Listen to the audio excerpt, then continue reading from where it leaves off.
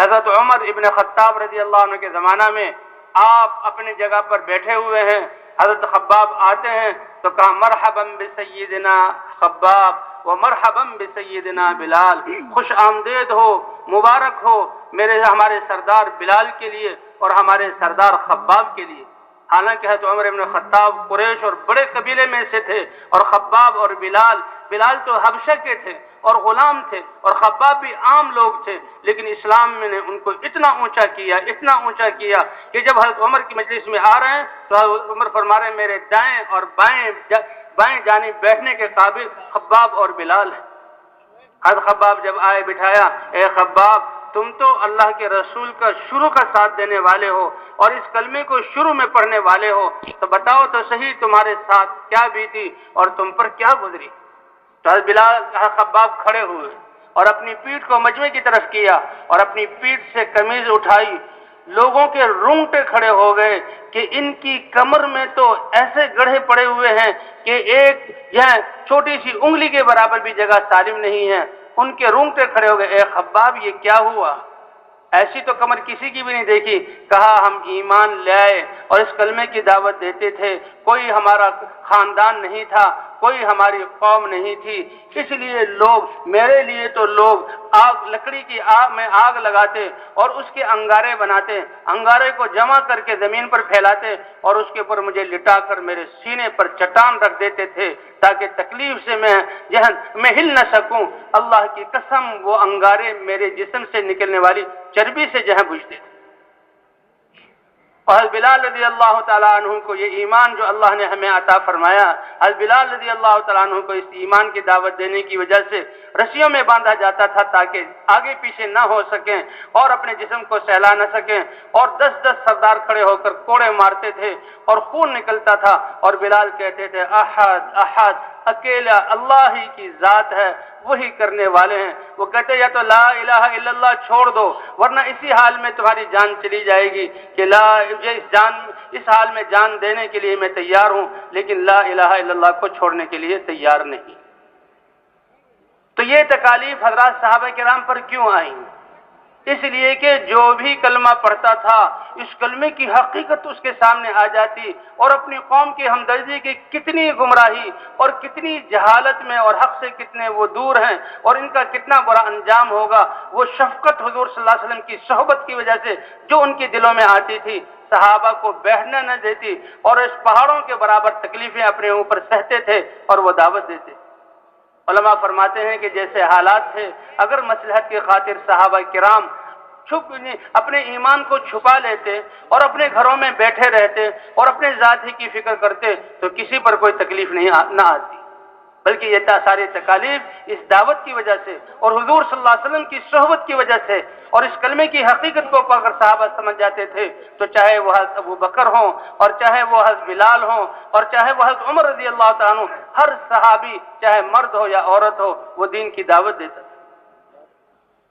کہ لا الہ الا اللہ۔ یہ اس کی وجہ سے ان کو اپنی قوم کی گمراہی ان پر کھلتی تھی، اور پھر اس گمراہی کی وجہ سے جو ناکامی سامنے آنے والی ہے، اللہ کے رسول صلی اللہ علیہ وسلم جو بتاتے تھے اور قرآن میں جو آیات ہیں ان کو سمجھ کر کہ ہمارے جو کفر پر مرے گا وہ اتنی بڑی ناکامی میں جائے گا، تو ان کے دل میں ایسا درد اور غم ہوتا تھا کہ وہ اپنے اوپر پہاڑوں کے برابر مصیبتیں جھیلتے تھے لیکن دعوت کو نہیں چھوڑتے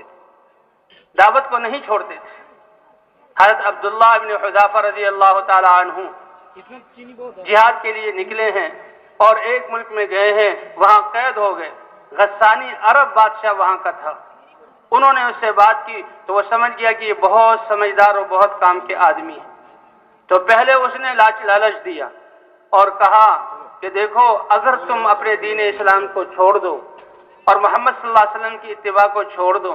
اور میرے دین پر آ جاؤ تو میں اپنی بادشاہت کا آدھا ملک تمہیں دے دوں گا اور اپنی بیٹی سے تمہاری شادی کر کر اپنا داماد بنا لوں گا۔ تو یہ ہنسے کہ کتنا ہی بے وقوف یہ بادشاہ ہے اور کیسی گھٹیا یہ بات کر رہا ہے۔ کہا تم تو اپنے ایک چھوٹے سے ملک کی آدھی سلطنت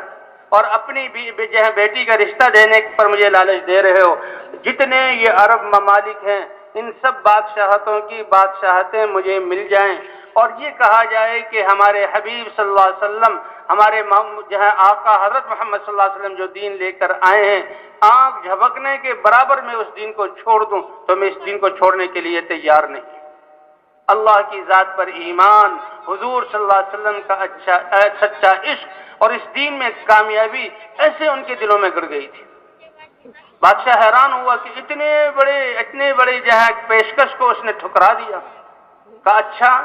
تو پھر ان کو ڈراتا دھمکاتا ہوں، تو حوالے کر دیا فوجیوں کے، کہا اس کو جو ہے سولی چڑھاؤ اور ماہر تیر اندازوں کو لگاؤ کہ تیروں کی اس پر بارش کریں، لیکن اس کے جسم کو نہ لگے، اس کے جسم سے گزرتے ہوئے گزر جائیں، اس کے جہاں سر اور جسم کے چاروں طرف سے تیروں کی بارش کی۔ لیکن اللہ کی ذات پر ایمان کہ جو اگر اللہ نے کا ارادہ ہے تو وہ تیر تو مجھے لگ سکتا ہے، اور اگر اللہ کا ارادہ نہیں ہے تو کوئی تیر مجھے ذرہ برابر نقصان نہیں پہنچا سکتا۔ یہ ایمان اتنے حوصلے والی چیز ہے کہ ایسے حال میں بھی کہ باندھا ہوا ہے سولی پر اور تیر انداز تیر ان کو نہیں بتایا گیا، نشانہ ان کا لگا رہے ہیں، لیکن ان کے دل میں ذرہ برابر تاثر نہیں ہے کہ جس تیر کا لگنا میرے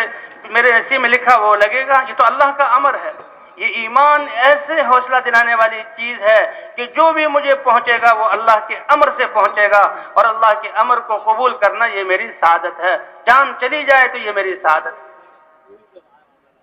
تو لوگ حیران ہوئے اور بتایا کہ وہ تو ذرہ برابر اس سے متاثر ہوا ہی نہیں، اس کے ماتھے کو تو تیور اور خوف کا جہاں وجہ سے رنگ کا پیلا ہونا ظاہر ہوا نہیں، وہ بالکل مطمئن ہے۔ کہا پھر اس سے زیادہ سخت منظر ہم اس کے سامنے لاتے ہیں، تو ایسا کرو کہ آگ جلا کر بڑے بڑے دیگچوں میں تیل ڈالو، اور جب تیل ابلنے لگے تو پہلے 2 عام مسلمانوں کو اس جہاں کڑھائی میں ڈال دینا تاکہ ان کے سامنے جلتے ہوئے تیل میں وہ کوئلہ بن جائے، اور پھر ان کو لے جانا، لیکن دیکھو اگر یہ اس منظر سے متاثر ہوں تو فوراً مجھے بتانا۔ تو ایسا ہی نظام قائم کیا گیا، جہاں کڑھائیاں چڑھائی گئی اور اس میں تیل کو ابالا گیا اور 2 ایمان والوں کو اس میں ڈالا گیا، انہوں نے اپنی جان اللہ کے حوالے کر دی، اور ان کو جب لے کر جانے لگے تو ان کی آنکھوں میں آنسو آ گئے۔ تو فوجی سمجھے کہ اوہو یہ تو متاثر ہو گیا، رونے لگا، بادشاہ کو خبر دی، بادشاہ بھی بڑا خوش ہوا کہ لے آؤ ان کو واپس۔ اور بادشاہ نے کہا دیکھو میں نے تو پہلے ہی تمہیں پیشکش کی تھی، اور اب بھی تو تمہاری آنکھوں سے آنسو ہے، تم رونے لگے۔ کہ بادشاہ سلامت تم سمجھے نہیں کہ میں رویا کس وجہ سے ہوں؟ کہ کس وجہ سے روئے ہو؟ کہ جب میں نے اپنے ساتھیوں کو دیکھا کہ آن کی آن میں ان کی روحیں نکل گئی اور اللہ کے لیے جان دے کر اللہ کے پاس پہنچ گئے، تو مجھے حسرت اور افسوس ہوا، اے اللہ تیری عظیم ذات، تیری یہ بڑی محسن ذات اور تیرا یہ مبارک دین، اس کے لیے میرے پاس اتنی ننھی سی جان ہے کہ اس تیل میں ڈالا جاؤں گا تو روح میری نکل جائے گی۔ اے اللہ یہ بھی کوئی بات ہے؟ میں تو اس حسرت میں رویا ہوں۔ اور اللہ کے سامنے عرض کیا کہ میرے جسم میں جتنے بال ہیں، اگر وہ اتنی روحیں میرے جسم میں ہوتی اور ایک ایک روح کو اتنی تکلیف کے ساتھ جہاں نکالا جاتا تو بھی اللہ کا حق مجھ سے ادا نہ ہوتا۔ اللہ کے لیے جان دینا یہ ایمان اتنی بڑی چیز ہے، اور ایسا اطمینان کہا اس منظر کی وجہ سے میں نہیں رویا اور اس سے متاثر نہیں ہوا، بلکہ رویا تو اس لیے ہوں کہ اللہ کے دین کے لیے جان دینے کا وقت آ رہا ہے، اور ایک ننھی ہی سی جان ہے اور آن کی آن میں قصہ ختم ہو جائے گا۔ یہ اللہ کا دین، اس کے لیے جان دینا، اس کے لیے سب کچھ لگانا، یہ تو اتنا قیمتی ہے کہ اللہ کے رسول صلی اللہ علیہ وسلم یہ کہہ رہے ہیں کہ میں اپنے لشکروں کو دین کی دعوت دینے کے لیے، اللہ کا پیغام پہنچانے کے لیے بھیجتا ہوں، تو میرا دل چاہتا ہے کہ ہر لشکر کے ساتھ میں نکلوں۔ صحابہ کے بہت زیادہ سفر کروائے، اور حضور صلی اللہ علیہ وسلم 25 سفروں میں یا 27 سفروں میں یا 29 سفروں میں ساتھ گئے۔ فرمایا کہ کچھ لوگ مسلمان ایسے ہیں کہ بیمار ہیں، معذور ہیں، ان کے پاس اللہ کے راستے میں نکلنے کے اسباب نہیں، وہ رہ جاتے ہیں۔ اگر میں ہر لشکر کے ساتھ نکلوں گا تو ان مسلمانوں کے دلوں پر کیا بیتے گی، اور وہ افسوس کریں گے کہ اللہ کے رسول تو ہر لشکر کے ساتھ اللہ کے دین کی دعوت اور اللہ کے دین کی محنت اور جہاد اور جان قربان کرنے کے لیے نکل رہے ہیں، اور ہم جہاں مدینے میں ٹھہر رہے ہیں، ان کے اس حسرت کی وجہ سے میں رک جاتا ہوں اور میں ہر لشکر کے ساتھ نہیں جاتا. باقی دین کا مرتبہ تو اتنا اونچا کہ میرا دل چاہتا ہے کہ اللہ کے راستے میں نکلوں، مجھے شہید کیا جائے، پھر مجھے زندگی دی جائے، اور پھر اللہ کے راستے میں شہید کیا جائے، پھر میں اللہ کے راستے میں نکلوں اور جان دے دوں، پھر مجھے زندہ کیا جائے اور پھر دوبارہ شہید کر دیا جائے.